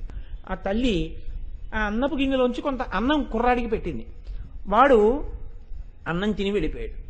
అత్తగారి బాధంతా ఏంటంటే అత్తేరి ఆ గిన్నెలో అన్నం పెట్టేసా అంటే ఎంగిలినే తిన్నా, వాడికి పెట్టిన మిగిలిన దాంట్లో ఎంగిలి. మీరు ఒక్క క్షణం కొంచెం ఆలోచించి, ఓ బాలకృష్ణుడు తిని వెళ్ళినటువంటి ఉచ్చిష్టం ఇవాళ నేను తింటున్నాను, నా ఇంట్లో బాలకృష్ణుడు వచ్చి తిని వెళ్ళాడు, ఇవాళ నాకు కృష్ణశేషం దొరుకుతోంది అని అనుకోగలిగారు అనుకోండి. అందుకే శౌచము ఆచారము ఒంట్లో ఓపిక ఉన్నప్పుడు, దాటిపోయిన తర్వాత మనస్సుతో వైరాగ్యం వైపుకి వెళ్ళాలి. ఉత్తర క్షణంలో మీకు అది కృష్ణప్రసాదమే అవుతుంది. లేనప్పుడు ఏమవుతుంది, అత్తాకోడళ్ళు ఇద్దరూ దెబ్బలాడుకుంటారు. నేను అనుకున్నానా ఇడ్లీయే పెట్టాను వాడికి, వాడు అన్నం పెట్టమన్నాడు, కన్న తల్లిని కదా, ఏ అన్నం పెట్టే అధికారం కూడా, పోన్లేండి మీకోసం ఇంకో గిన్నె వండుతాను అంటే ఆవిడ వెంటనే ఏముంటుంది, అవును నీ సొమ్మేం పోయింది, ఎన్ని గిన్నెలైనా వండుతావు, తినేవాడేవాడు, వాడెంత కష్టపడి తెస్తున్నాడో చూస్తున్నావు కదా, నువ్వేమో ఇంకో గిన్నె వండుతావా. ఎంత చిన్న విషయం, ఇంటికేమో ఆహ్వానించారా, ఇంట్లో అనుష్ఠానమా, మీరిద్దరూనేమో దెబ్బలాట బయట. ఇది అయ్య బాబోయ్ ఇలా ఉంటుంది కదా జీవితంలో. ఈశ్వరుడు ఇలాంటి స్థితి నువ్వు తెచ్చుకోకపోతే నీ బతుకు కూడా ఇంతేరైపోతున్నా వైరాగ్యం అలవాటు చేసుకో అని చెప్పడానికి అప్పుడప్పుడు ఇలాంటి చోట్ల నన్ను తీసుకొస్తూ ఉంటాడులా ఉంది అనుకున్నాను. కాబట్టి వైరాగ్యం అన్న గండ్రగొడ్డలి మీరు భుజం మీద వేసుకుని తిరుగుతున్నారనుకోండి, మీరేం చెట్లు కొట్టేయక్కర్లేదు, మీరేం జంతువుల్ని చంపేయక్కర్లేదు. ఇప్పుడు ఆ వైరాగ్యము ధైర్యము. సుఖం వచ్చింది సాక్షి, దుఃఖం వచ్చింది సాక్షి. వైరాగ్య భావనతో ఉన్నవాడు అన్నిటికీ సాక్షిగా ఉంటాడు తప్ప సుఖమునకు దుఃఖమునకు తాదాత్మ్యత చెందడు. ఈ వైరాగ్యమును అమ్మవారు అనుగ్రహిస్తే నువ్వు ఈశ్వర పథంలో నడవగలవు. వైరాగ్యం అన్నది ఎన్నేళ్ల వయసు వచ్చినా రాకపోతే ఎప్పుడూ విర్రే, ఎప్పుడూ పిచ్చే. ఏ వయసుకి తగ్గ పిచ్చి ఆ వయస్సులో కూడా ఉండదు. పోని వయస్సుకి అక్కర్లేని పిచ్చి 80 ఏళ్ల వయస్సులో కూడా తలకి రంగేసుకునే వాళ్ళు ఉంటారు. ఎందుకో నాకు అర్థం కాదు, తెలియదు.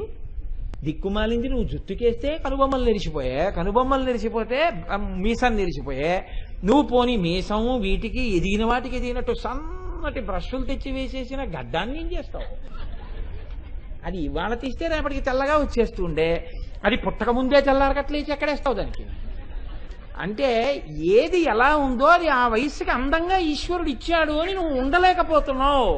నువ్వు అనుకున్నది అందమని నువ్వు అనుకుంటున్నావు, ఈశ్వరుడు ఇచ్చింది అందం కాదని నీకు అభిప్రాయం. అంటే నేను ఇలా ఉంటేనే అందంగా ఉంటానని అనుకుంటున్నాను.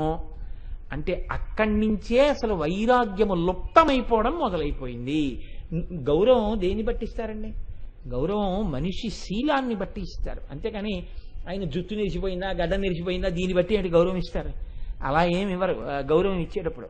కాబట్టి వైరాగ్య భావనలు లేకుండుట ఇది ప్రమాదహేతువు. చీకట్లో అభద్రతతో దారి తెలియక చిక్కుపడతావు. ఆ గొడ్డలి భుజం మీద వేసుకోగానే ధైర్యం, ఈ ధైర్యమే నిన్ను నడిపించేస్తుంది అంతే. ఇంకా ఈ ధైర్యంతో నువ్వు గొడ్డలేసుకు నడుస్తుంటే అయ్య బాబో ఇదేమిటి రోయ్ వీడు ఇంతలా నడుస్తున్నాడు, గొడ్డలేసుకు నడుస్తున్నాడని ఎదురొద్దాం అనుకున్న పులి కూడా పారిపోతుంది. అంటే పులి అక్కడే ఉంది, కొండ చిరవ అక్కడే ఉంది, పాము అక్కడే ఉంది, చెట్లు అక్కడే ఉన్నాయి, నువ్వేమీ నరకలేదు, కానీ అవేమీ నిన్నేం చేయలేకపోతున్నాయి. ఎందుకని? నీ మొహంలో మార్పు వచ్చేసింది. ఇప్పుడు గొడ్డలు నీ దగ్గర ఉందని ఆ గొడ్డలు పట్టుకుని వెళ్ళిపోతున్నావు అంతే. తుపాకీ నీ దగ్గర ఉంది, ఇప్పుడు తుపాకీ పట్టుకుని వెళ్ళిపోతున్నావు, ధైర్యం వచ్చేసింది. గొడ్డలి చేత్తో పట్టుకుంటే ధైర్యం వచ్చి నడిచినా అక్కడే ఉన్నవి నీ దగ్గరికి రాకుండా తప్పుకున్నట్టు. నువ్వు సంసారములోనే ఉండి వైరాగ్యం అనేటటువంటి గొడ్డల్ని భుజం మీద వేసుకోవడం అలవాటైతే నిన్ను ఏదీ కదపలేదు. సుఖము కదపదు, దుఃఖము కదపదు, ఏదీ కదపదు. వినడానికి కొంచెం చాలా హాస్యాస్పదంగా ఉన్నట్టుగా అనిపిస్తుంది, కానీ మీకు నేను ఒక విషయం చెప్తాను. పరమహంసలంటే మరి అలాగే మాట్లాడతారు. వెనకటికి ఒక రైతు ఉండేవట. ఆ రైతు కొడుకు మరణించాడు.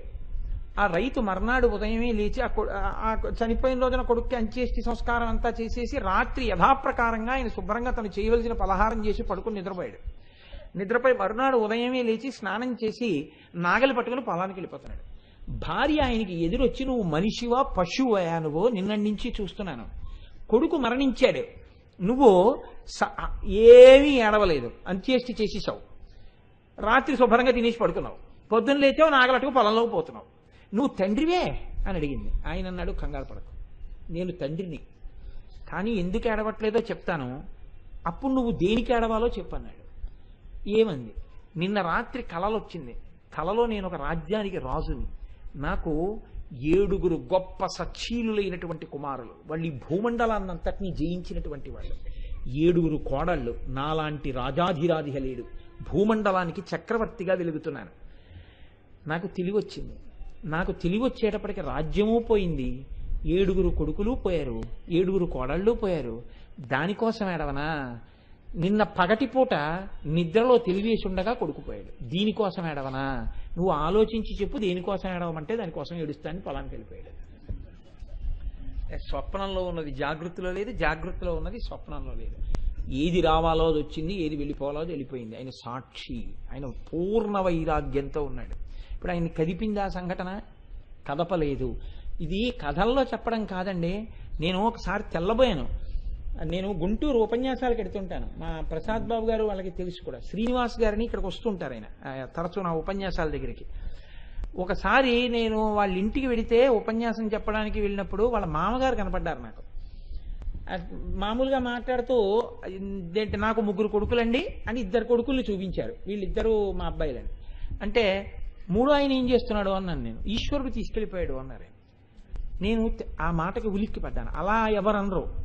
అంటే ఆయన అన్న మాట నాకు అంత గబుక్కుని జీర్ణం అవ్వలేదు. అబ్బో ఇది చాలా పెద్ద మాటే, చాలా గంభీరమైన మాట. మూడోవాడు పోయాడంటారు కానీ ఈశ్వరుడు తీసుకెళ్ళిపోయాడు అన్న మాట చాలా కష్టం. అంటే ఈ శ్రీనివాస్ గారు అన్నారు, చాలా చిత్రం అండి, గుంటూరు మా ఇంటికే వచ్చాడు అతను ఒకసారి, ఏదో పనుంది వెళ్ళొస్తానని చెప్పి, నాన్నగారండి తలుపు దగ్గరగా వేసి ఉంచండి, నేను మళ్ళీ 1 గంటన్నరలో వచ్చేస్తాను, లోపలికి వచ్చి పడుకుంటాను, మీరు దీనికోసం లేచి ఉండకండి అని చెప్పేసి వెళ్ళిపోయాడండి. వెళ్ళిపోయిన కుర్రాన్ని ఒక 3-4 గంటల తర్వాత శవాన్ని తీసుకొచ్చారు, ప్రమాదంలో చచ్చిపోయాడండి అన్నారు. అంటే నేను ఈయన వంక చూశాను. ఈయన అన్నారు, వాడిని కొడుకు అనే రూపంతో నాకు ఇచ్చి కొంతకాలం ఆడుకోమని ఈశ్వరుడు అనుగ్రహించాడండి. ఆ వస్తువుని ఇచ్చిన వాడెవరిదో వాడిదే ఆ వస్తువు, కానీ నాది ఎప్పుడూ కాదు. కొన్నాళ్ళు ఆడుకోమని ఇచ్చాడు, కొన్నాళ్ళు ఆడుకుని సంతోషించాను, నాకు కావాలా వస్తువు, నేను తీసుకెళ్ళిపోతానని తీసుకెళ్ళిపోయాడు. మరి యజమాని కదండి, ఆయన వస్తువు ఆయన తీసుకెళ్ళిపోయాడు, నేనేం చేస్తాను, బలవంతంగా ఉంచుకోలేను కదా, నాది కాని దాన్ని. అందుకని ఉన్న వాటితోనే ఆడుకుంటున్నానండి, వెళ్ళిపోయిన దాన్ని స్మరించుకుంటున్నాను అన్నాడు. నేను కదిలిపోయానండి ఆ మాటకి. అంటే ఇంకా లోకంలో అంత వైరాగ్యవంతులు ఉన్నారు, సరి అయిన పథంలో ఆలోచించగలిగిన వాళ్ళు ఉన్నారన్నమాట. అంటే అది మీ కర్తవ్యతా దృష్టిని పాడు చెయ్యలేదు. మీరు ఏం చెయ్యాలో దాని మీద సంఘటనల ప్రభావం ఉండదు. మీరు పాడైపోవలసినటువంటి స్థితి సంఘటన వలన ఉండదు. అందులో మీ బాధ్యత ఎంతవరకు అదొకటే గుర్తెరగాలి. అందులో మీ బాధ్యత ఉన్నది అనుకుంటే మీరు ఆ పాప ప్రాయశ్చిత్తానికి శ్రమించవలసి ఉంటుంది. అందులో నా తప్పు లేదని మీరు నిజాయితీగా నమ్మితే మీరు అన్నాలు మానేయడం, ఇంకోటి మానేయడం, బెంగలెట్టుకోవడం మీరు చేసుకోక్కర్లేదు. మీ పథంలో మీరు నడవవచ్చు, చక్కగా భక్తితో ఈశ్వరుణ్ణి సేవించుకోవచ్చు. మీకు భగవంతుడంత మంచి హృదయం ఇచ్చాడు కాబట్టి ఆ హృదయంతో మీరు పండితరించండి. ఇది వైరాగ్యం అంటే, ఇది గొడ్డలంటే. అది పట్టుకున్నవాడెవరో వాడు అడవికి జడవడు, అడవి వాణ్ణేమీ చెయ్యదు. ఇది చెప్పడం ఆవిడ కుఠారమై ఉంటుందంటే ఆవిడే వైరాగ్యమును మీకు ఇయ్యగలిగినదై ఉంటుంది. అందుకే శాస్త్రంలో ఓ గమ్మత్తైన మాట ఉందండి, వైరాగ్యము దుఃఖమా వైరాగ్యము సుఖమా? మీరు చెప్పండి, వైరాగ్యం సుఖమా వైరాగ్యం దుఃఖమా? ఏం గంగాధరం గారు, వైరాగ్యం సుఖమా వైరాగ్యం దుఃఖమా? సుఖ దుఃఖముల కలయికైతే జీవితం అవుతుంది కదా. మరి ఏమవుతుంది రెండు కాకపోతే? వైరాగ్యం ఏమవుతుందా?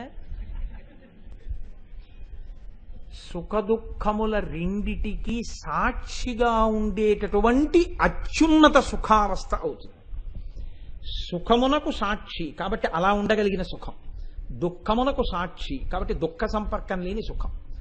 దుఃఖ స్పర్శ తగులుతూ ఉంటుంది కానీ అది తనకి తగిలినా తాను పట్టించుకోకుండా నిలబడుతుంది. పెద్ద రాతి గోడ ఉందనుకోండి, సముద్రపు కెరటాలు వచ్చి కొడుతున్నాయా కొట్టట్లేదా? కొడుతున్నాయి. ఒక రోజున సముద్రంలో ముత్యాలు లేచి కెరటంలో పాటు కొట్టాయా కొట్టలేదా? కొట్టాయి. ముత్యాలు తగిలినా సాక్షి, ఉప్పు కెరటం తగిలినా సాక్షి. తప్ప సముద్రపు కెరటాలకి రాతి గోడకి ఏమైనా కదలిక ఉందా? కదలిక లేదు. కదలిక లేకుండా ఇలా నిలబడిపోగలిగినటువంటి స్థితి కూడా గొప్ప సుఖమే. అది కూడా మాటలు కాదు, అటువంటి సుఖస్థాయి. అంటే దుఃఖం అంటకుండా ఉండడం సుఖమే కదండి. అందుకని దుఃఖమంటని సుఖము చేత రంజిల్లని సుఖస్థితి, అందుకని వైరాగ్య సుఖమే. కానీ సుఖాతీత సుఖస్థితి, అందుకని వైరాగ్యాన్ని సుఖమనే పిలిచింది శాస్త్రం. ఇప్పుడు మీకు గొడ్డలి అంటే ఆవిడ ఏమిస్తోంది? సుఖం ఇస్తోంది అనకూడదు, దుఃఖం ఇస్తోంది అనకూడదు, సుఖ దుఃఖాతీతమైన సుఖస్థితినే ఇస్తోంది. అంటే ఇంకా మీరు సుఖమన్న దాంట్లోనే ఉన్నారు.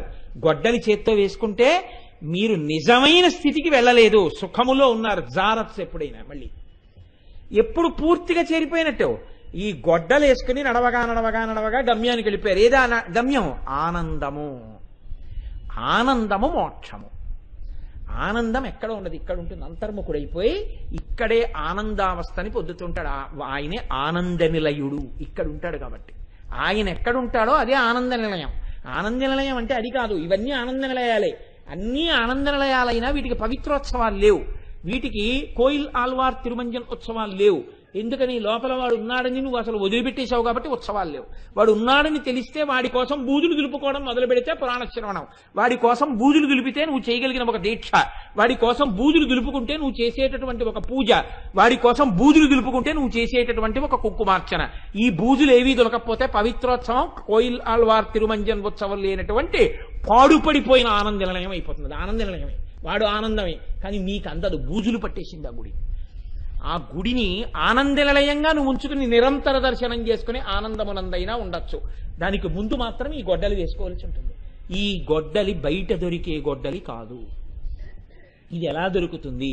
కేవలం నువ్వు భక్తితో కూడినటువంటి కర్మాచరణము చేస్తూ వెళ్ళిపోతే దాని వలన అమ్మవారు నీకు ఒక ప్రజ్ఞనిస్తుంది. అది జిజ్ఞాసా వైరాగ్యము.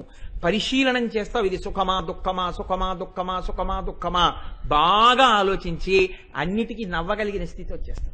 ఇప్పుడు గొడ్డలేసుకున్నాడు కాబట్టి భవారణ్య కుఠారిక. కాబట్టి ఇప్పుడు చెప్పండి, నేను ఏ నామం మొదలెట్టినా ఇది ఒక చాలా గొప్ప నామం అంటూ ఉండడంలో ఏమైనా తప్పుందా డాక్టర్ గారు? లేకపోతే ఏవో కొన్ని గొప్ప నామాలు ఏమైనా ఉంటాయా లలితా సహస్రంలో? అన్నీ గొప్ప నామాలు. ఇప్పుడు ఈ నామం మనకేమీ కుదరదండి అని మీరు ఏమైనా అనగలరా? అందరికీ కావాలి. కాబట్టి భవారణ్య కుఠారిక, భద్రప్రియ. ఎందుకంటే ఒక్కరోజుకి ఒక్క నామం కన్నా అవ్వట్లేదు, అందుకని నేను వదిలేయాలనుకుంటున్నాను ఇక్కడి నుంచి. అయితే నా స్కోర్ చాలా పూర్ స్కోర్ కింద ఉంది. భద్రప్రియ. భద్రప్రియ అంటే అమ్మవారు భద్రము ప్రియముగా కలిగినది. భద్రము ప్రియముగా కలిగినది అంటే ఏమిటో తెలుసా అండి? ఆవిడికి భద్రత లేదని కాదు దాని ఉద్దేశం. భద్రపీఠము అని ఒక మాట ఉంది లోకంలో. భద్రపీఠము అంటే పీఠం అంబవయం సర్వం శివలింగైశ్చ చిన్మయం సాకారంచ నిరాకారం నిర్గుణంచ గుణాత్మకం తత్వం తత్పరమం బ్రహ్మ ఇది వేదాంతడిండిమః అంటారు శంకర భగవత్పాదులు వేదాంత డిండిమంలో. పీఠం అమ్మవారైతే దాని మీద ఉన్న చిన్మయం శివలింగం. భద్రపీఠం ఆవిడైతే ఆ పీఠం మీద ఉన్నటువంటి లింగమే శివుడు. ఆవిడ ఎప్పుడు ఆయనతో కలిసి ఉండడాన్ని ఇష్టపడుతుంది, లేదా ఆయన యందు అంత మక్కువ కలిగినది, అంత ప్రీతి కలిగినది. భర్త అంటే ఆవిడికి అంత ఇష్టము. భర్త జోలికి వెడితే ఆవిడ ఎవరిని ఉపేక్షించదు. మహాపతివ్రత. ఆవిడికి లోకంలో కోపమునకు కారణమేమి? ఆవిడకంటూ కోపం ఉంటుందా? ఒక్కటే కారణం, శివుడి జోలికి వెళ్ళడమే. శివే శృంగారార్ధ్ర తదితరజనే కుత్సనపరా. నాకు ఒక విషయం స్ఫురణకొస్తోంది. భీమవరం పక్కన యనమదుర్రు అని ఒక క్షేత్రం ఉంది. యనమదుర్రే కదా సత్యనారాయణ?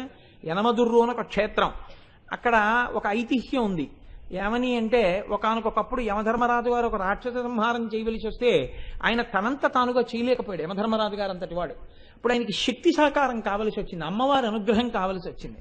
ఆయన అమ్మవారిని ప్రార్థించాడు, ఆదిశక్తిని. ఆవిడంది తప్పకుండా అనుగ్రహిస్తున్నాను వెళ్ళింది. అమ్మ కుదరట్లేదు, నువ్వు కూడా వచ్చేసేయి నాతో పాటు అన్నాడు. సరే నీకు ధైర్యంగా ఉంటుంది వచ్చేస్తున్నాను అన్నాడు. అప్పుడు పరమశివుడు శీర్షాసనం వేసుకుని యోగం చేస్తున్నాడు. ఆయన తలకాయ కిందకెట్టాడు, కాళ్ళు రెండు ఇలా బాసం పెట్టేసుకుని ఇలా కిందకి వంచేసి పద్మాసనం వేసుకుని కూర్చుని ఆయన యోగనిష్టలో ఉన్నాడు, కదలిక లేదు.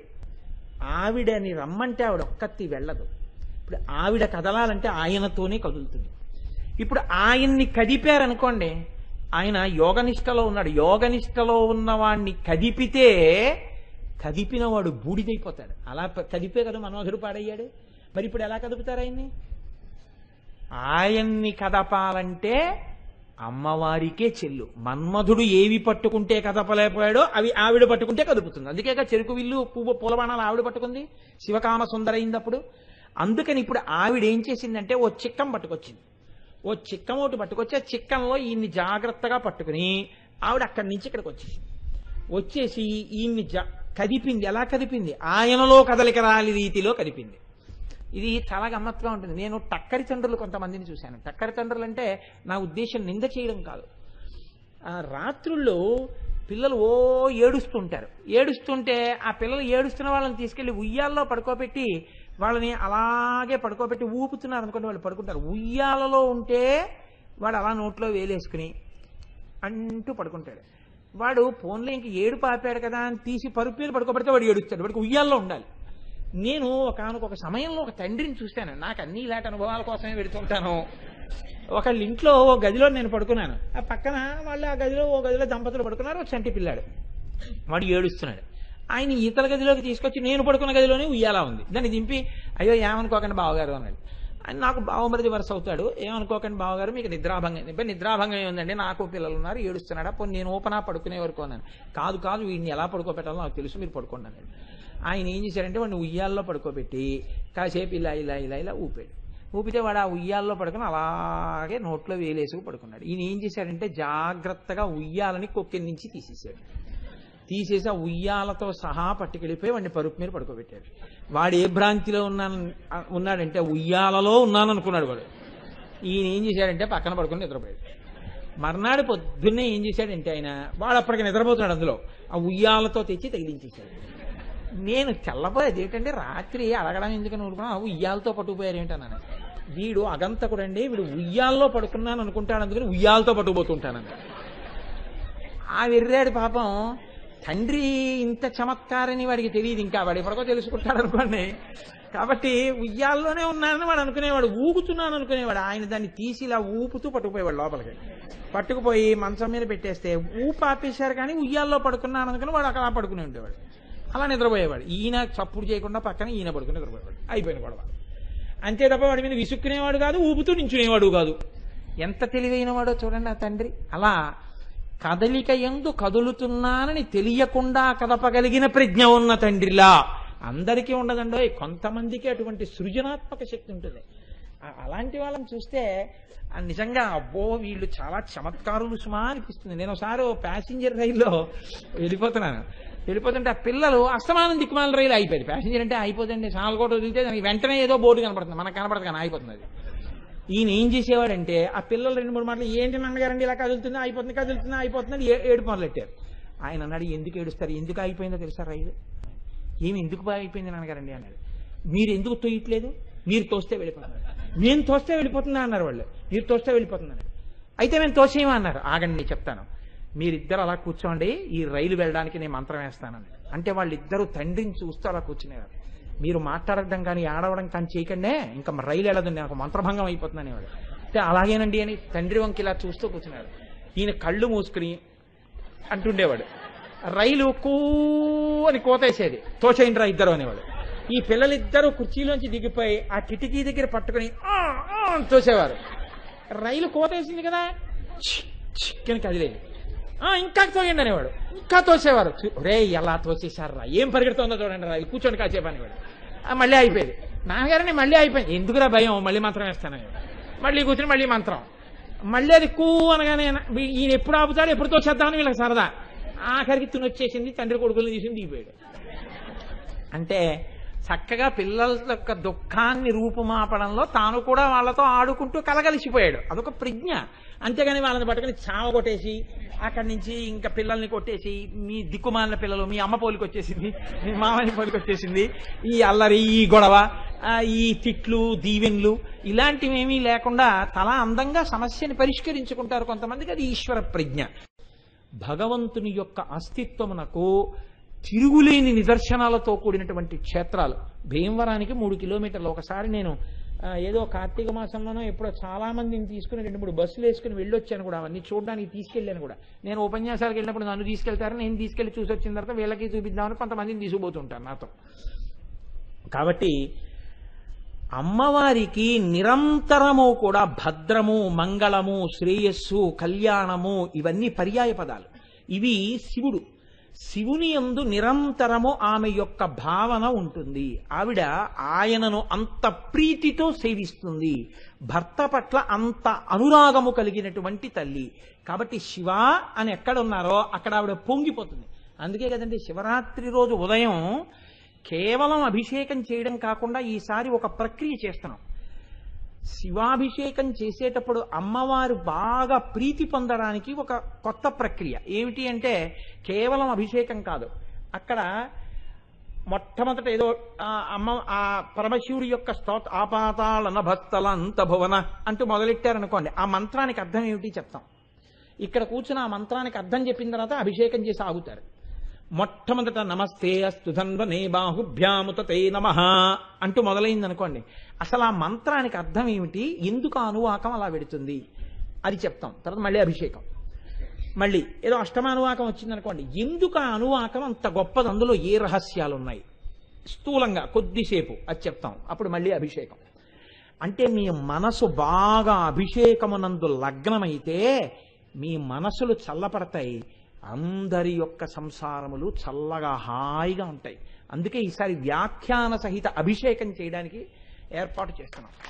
ఇది జరుగుతున్నంతసేపు ఏం చేస్తారంటే పదార్థంతో అభిషేకం అయిపోతుంది. ఇక్కడ ఒక 5 నిమిషాలో 10 నిమిషాలో దాని అందం చెప్తున్నంతసేపు శుద్ధ జలాభిషేకం అవుతుంటుంది, ఆపకూడదు కాబట్టి. మళ్ళీ శుద్ధ జలాభిషేకం అయిపోయి అనగానే వాళ్ళు మంత్రం చెప్తారు, పదార్థంతో చేస్తారు. పదార్థంతో అయిపోయిన తర్వాత మళ్ళీ శుద్ధ జలం సమయంలో ఆ అనువాకం యొక్క గొప్పతనాన్ని నేను మళ్ళీ చెప్తుంటాను. మళ్ళీ నీటితో అభిషేకం జరుగుతుంటుంది. అంటే మీరు అభిషేకాన్ని చూడొచ్చు, లేకపోతే ముందు అనువాకం గురించి కూడా చెప్తూ ఉంటాను. అప్పుడు మీరు ఆ పదార్థాన్ని, అభిషేకాన్ని, దాని గొప్పతనాన్ని, ఆ మంత్రాన్ని మీరు వింటూ అనుభవించవచ్చు. అది అభిషేకం యొక్క పరమ ప్రయోజనం. అందుకే ఈ మహాశివరాత్రికి అటువంటి కార్యక్రమం అలా ఉండాలి అభిషేకం అంటే. అందుకని అలా చేద్దాం. చేసి నామములతో పూజ చేసేటప్పుడు నేను చెప్పడం, లేకపోతే అక్కడ కూర్చుని నామాలు చెప్పి పూజ చేయడం కాదు, అందరం నామం చెప్తాం. అప్పుడు పుష్పాలు శివలింగం మీద పడుతుంటాయి. అందరం కలిసి లలితా సహస్రం చదువుతాం. శివరాత్రి నాడు నమః లేకుండా, ఎందుకంటే రాత్రి నమఃతో ఉంటుంది కాబట్టి లలితా సహస్రం చదువుతాం. అక్కడ అమ్మవారికి కుంకుమార్చన జరుగుతుంది. అందరం తరించిపోయేటట్టుగా చేస్తాం. దీనికి అక్కడ చేసేది అభిషేకం ఒక్కటే.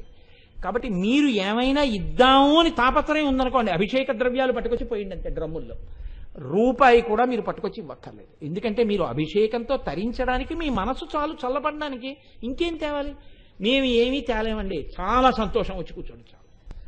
మేము ఇంత పంచదార తెస్తాం, వేయండి. ఇన్ని పాలు అట్టుకొస్తాం, పోయండి. ఇంత నెయ్యి తెస్తాం, తేండి. ఇంత తేనె తెస్తాం, తేండి. మేము ఏమంటే వచ్చి కూర్చుని చూసి సంతోషిస్తాం, పరమ సంతోషం రండి. శివుడు ఇది ఇమ్మని అడిగేవాడు ఏం కాదు. అందుకే నీళ్లు పోయమన్నాడు ఆయన. నీళ్లు మీరు నేను తేవక్కర్లేదు, ఆయనే భవానీ రూపంలో నీళ్ళని ఇచ్చాడు భౌడి. కాబట్టి ఏమి ఇవ్వాలి? ఏం అక్కర్లేదు, వచ్చి కూర్చోండి. లేదండి శివరాత్రి కదా, మేమేదో తరించాలి కదా, మీకు తోచింది చేసి డ్రమ్ములో పోయింది అంతే. కాబట్టి ఇది భద్రప్రియ. ఆమె ఆ తల్లి ఎప్పుడూ కూడా భద్రమూర్తి అయి, వీరభద్రుడై, శివుడై, లోకమునకు శిక్ష వేయగలిగిన వాడు, మార్గం చెప్పగలిగిన వాడు, రెండూ చేయగలిగినటువంటి పరమశివుని యందు అపారమైనటువంటి భక్తితో, పాతివ్రత్యంతో ఉంటుంది. అటువంటి తల్లికి అత్యంత ప్రీతికరమైన విషయం ఇది శివనామమే. అందుకే మనం సాయంకాలం వేళ ముందు శివనామం చదివి జయ అంటూ మొదలుపెట్టి ఆ శివనామం చెప్పి ఆ తర్వాత ప్రసంగాన్ని, అమ్మవారి స్తోత్రాన్ని చేయడానికి కారణం అదే. ఆవిడ పరమ ప్రీతి పొందేస్తుంది, పరమ ప్రసన్నురాలైపోతుంది. అలా చదివి ఆవిడ గురించి చెప్పుకుంటుంటే పొంగిపోతుంది. కాబట్టి ఆవిడ భద్రప్రియ కాదుట. భద్రప్రియ అంటే ఏనుగులంటే ఇష్టం ఆవిడికి. భద్రజాతి ఏనుగులు అంటారు. ఏనుగులంటే ఇష్టం అంటే ఏమిటో తెలుసా అండి? ఆవిడికి ఏనుగులంటే ఇష్టము అంటే గుర్రాలంటే ఇష్టము అనేదాని అర్థం అది కాదు. ఏనుగంటే ఇష్టము అంటే మీరు అర్థం చేసుకోవలసిన సమన్వయం వేరే ఉంటుంది. అమ్మవారు ఎప్పుడున్నా 3 రూపాల్లో ఉంటుంది. మహాకాళి, మహాలక్ష్మి, మహాసరస్వతి స్వరూపిణి శ్రీ లలితాపరాభట్టారికాదేవ్యాయి నమో నమః అంటాం. మహాలక్ష్మి, మహాకాళి, మహాసరస్వతి అంటే అర్థం ఏమిటంటే, మహాసరస్వతి అంటే సృష్టికర్త, ఆవిడ సృష్టిస్తుంది ప్రాణుల్ని. మహాసరస్వతి, మహాలక్ష్మి అంటే సృష్టిస్తుంది. మహాసరస్వతి అంటే పోషిస్తుంది. మహాకాళి అంటే లయం చేస్తుంది. సృష్టికర్త, స్థితికర్త, ప్రళయకర్తగా 3 చేసేటటువంటి తల్లి ఎవరో ఆవిడ ఆదిపరాశక్తి. ఆ తల్లే 3 చేస్తుంది. అదే మీరు పురుష స్వరూపంతో చెప్తే బ్రహ్మ, విష్ణు, రుద్రుడు అంటాం. కాబట్టి ఇప్పుడు మహాలక్ష్మి, మహాకాళి, మహాసరస్వతి స్వరూపిణిగా ఉండేటటువంటి అమ్మవారికి కొన్ని పదార్థములు మీరు పళ్ళెంలో ఇలా పెట్టుకు కూర్చుంటే చాలు, ఆవిడ ప్రీతి చెందేస్తారు. ఇది చాలా గమ్మత్తండి. మీరు ఎంత పూజ చేశారు అన్నదానికన్నా అది అంతకి సరిపోయిందా సరిపోలేదా కాదు, అది అక్కడ పెట్టుకుని నేను పూజ చేస్తానని మీరు కూర్చున్నారు అనుకోండి, అంతే ఆవిడ ప్రసన్నురాలు అయిపోతుంది. ఇది అమ్మవారి విషయంలో ఒక పెద్ద చమత్కారం. అలా ఆవిడ ప్రీతి చెందే వస్తువులు ఏమిటో తెలుసా అండి? మొట్టమొదటిది పసుపు. కొద్దిగా పసుపు మీరు ఆరాధన చేసేటటువంటి దాంట్లో ఉండాలి. 2 కుంకుమ. కుంకుమ అన్ని ఉపచారాలకి అమ్మవారికి వాడేయచ్చు. అందుకే అసలు దాని అర్చన పేరే కుంకుమార్చన అని వచ్చేసింది. ఒక్కొక్కసారి సామూహికంలో చేసేటప్పుడు పక్కన పసుపు పెట్టుకోకపోయినా కుంకుమ ఉంటే చాలు. కాబట్టి కుంకుమ. 2 గంధం. గంధం అమ్మవారు పరమప్రీతి చెందుతుంది. అమ్మవారే కాదండి, గంధం అనేటటువంటిది ఎంత గొప్పదంటే అసలు రుద్రాభిషేకం గంధోదకంతో పూర్తి చేస్తారు. ప్రతిరోజు సానా గంధపు చెక్క ఇంట్లో పెట్టుకుని గంధాన్ని అరగతీస్తే కాయిక సేవ అవుతుంది.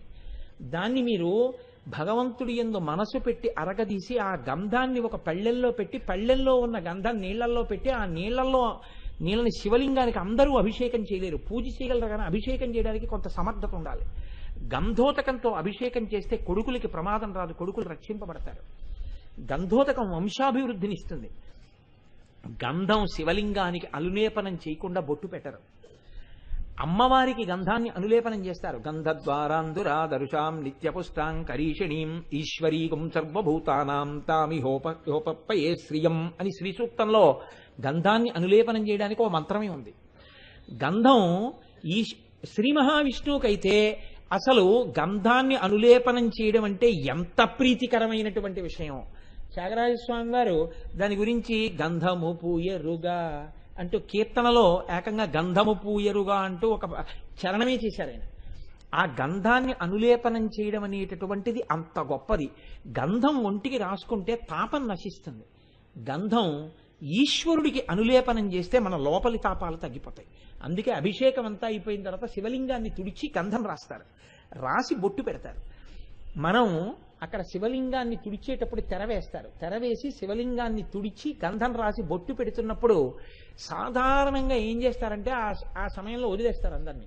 అంటే ఈ లోపల మళ్ళీ ఇచ్చకాయ బుచ్చకాయ కబుర్లన్నీ మొదలు ఇవన్నీ మాట్లాడుకుంటుంటే మళ్ళీ అక్కడ గంధం రాసి బొట్టెడతారు. మనం అలా చెయ్యం. మనం ఏం చేద్దామంటే అక్కడ గంధం రాసి బొట్టు పెట్టి శివలింగం పుష్పార్చనకి సిద్ధమయ్యేంత వరకు అమ్మవారు అయ్యవారు కూడా ప్రీతి చెందిపోవడానికి భద్రప్రియ ఈ నామాన్ని భజనగా మారుద్దాం. నేనేదో చెప్తుంటాను, మీరు సాంబ సదా శివ సాంబ సదా శివ సాంబ సదా శివ సాంబ శివ అంటుంటారు. సా అంబ, అమ్మతో కూడినవాడా అమ్మతో కూడినవాడా అమ్మతో కూడినవాడా అంటుంటే ఆవిడ ప్రీతి చెందిపోతుంది. కాబట్టి మనం సాంబ సదా శివ భజన చేద్దాం, తయారవుతుంది. నామాలు మనం చెప్తాం. నామం చెప్పడానికి మంత్రం చెప్పడానికి మంత్రానికి స్వరం రావాలి, నామానికి స్వరం అక్కర్లేదు కదండి. చక్కటి 108 నామాలు మనం చెప్దాం.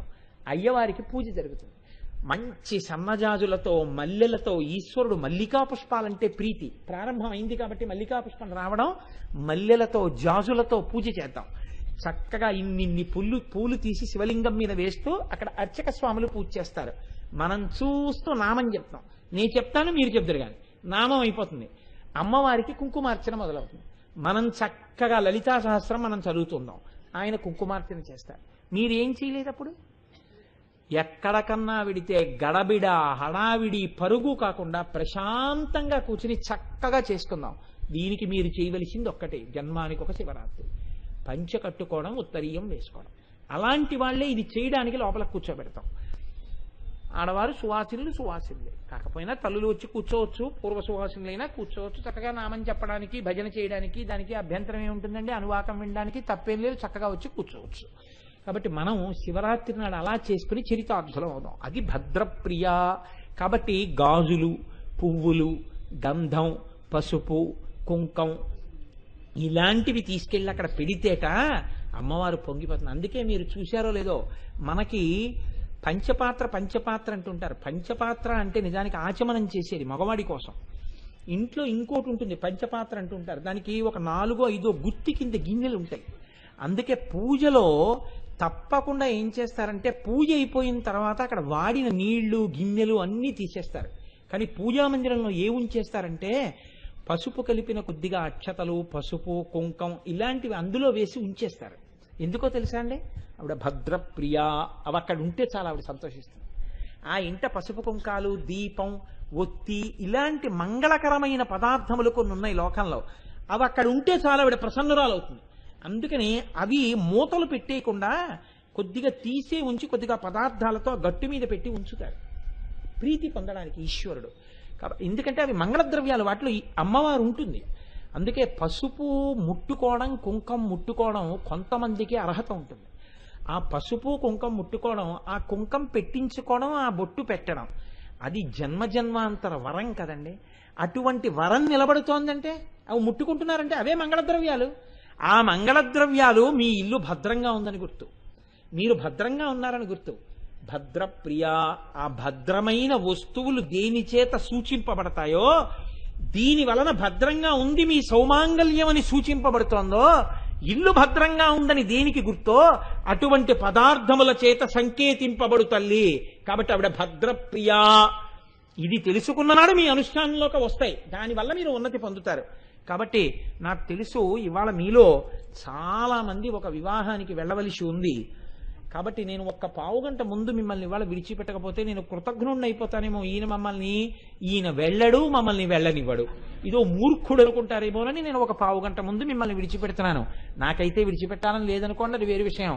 భద్రమూర్తి ఆ నామం గురించి చెప్పేయాలనుంది కానీ, లేదా ఈ భద్రప్రియ గురించే ఎంతో వ్యాఖ్యానం ఉంది. కానీ చక్కగా మీరు భద్రంగా చక్కగా వెళ్ళి ఆ పదార్థాలని సేవించి చక్కగా వధూవరులను ఆశీర్వదించి సంతోషించి రండి.